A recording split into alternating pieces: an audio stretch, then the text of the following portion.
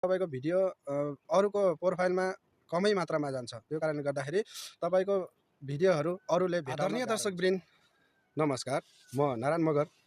आज पनि तपाईहरुको माझमा एउटा जानकारीमूलक भिडियो लिएर उपस्थित भइसकेको छु। कृपया भिडियोलाई स्किप नगरी अन्तिमसम्म हेर्नुहोला ताकि तपाईहरुलाई पनि काम लागोस् हैन। आजभोलि सबैजना चाहिँ फेसबुक मोनेटाइज हुन्छ भन्ने थाहा भइसकेपछि सबैजना चाहिँ फेसबुक मोनेटाइज गराउन एकदमै लागि पर्नु भएको छ। धेरै मेहनत गरिराख्नु भएको छ हैन। र यो मेहनत चाहिँ फोटो भिडियो पोस्ट सबै पोस्ट गरिराख्नु भएको छ हैन। र तपाईहरुले के गर्नु पर्यो भनेपछि भिडियो फोटो पोस्ट गरेर मात्रै नछोड्दिनुस् हैन। तपाई आफूले पनि जब तपाईले फेसबुक खोलेर फुर्सदमा तपाई जुन बस्नु भएको हुन्छ, जुन बेला तपाई फेसबुक खोलेर बस्नु भएको हुन्छ, त्यो बेलामा चाहिँ अरूको भिडियोहरू पनि पुरा हेरेर लाइक कमेन्ट गर्ने बानी बसाल्नु होला। तपाईको जुन प्रोफाइल छ त्यो तपाईको प्रोफाइल चाहिँ धेरै ठाउँमा देखा पर्छ। धेरै ठाउँमा देखा पर्यो भने तपाईको भिडियो धेरै ठाउँमा जान्छ, गइपुग्छ हैन।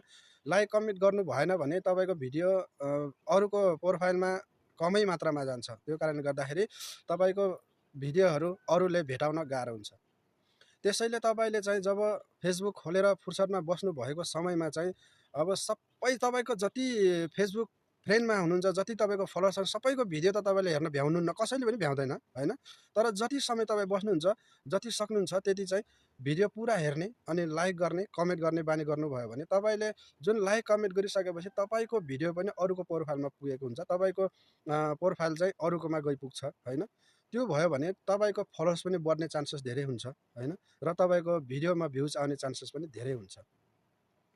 र आजभोलि अर्को के चल्दैछ भनेपछि फलोअर्स पनि किन्न पाइन्छ भन्छन् हैन। कुनैले फेरि इन्भाइट 1K इन्भाइट गरेपछि 1000 फलोअर्स पाइन्छ।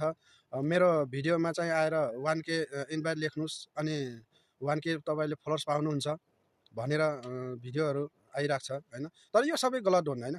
यो मलाई चाहिँ गलत लाग्छ। किन भन्नुहुन्छ भने चाहिँ मलाई किन गलत लाग्छ भनेपछि मैले यो आइडी बनाएको फोटोज ग्यालरी आइडी मैले भर्खरै खोलेको है। भर्खरै खोलेको। तपाईले मेरो प्रोफाइल हालेको डेट हेर्न सक्नुहुन्छ। मैले कुन डेटमा चाहिँ मैले प्रोफाइल फोटो हालेको छु त्यहाँबाट पनि थाहा भइहाल्छ कि यो आइडी मैले कहिले खोलेको र कति दिन भयो भनेर। लगभग 17-18 दिन भयो होला।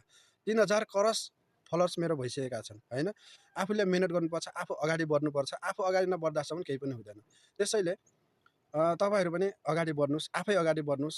आशा राखेर फलोअर्स आउँछ कि भनेर मेरो भिडियो हेर्दिन्छन् कि भनेर आश गरेर बसेर केही पनि हुँदैन। आफू अगाडि बढ्नुपर्छ।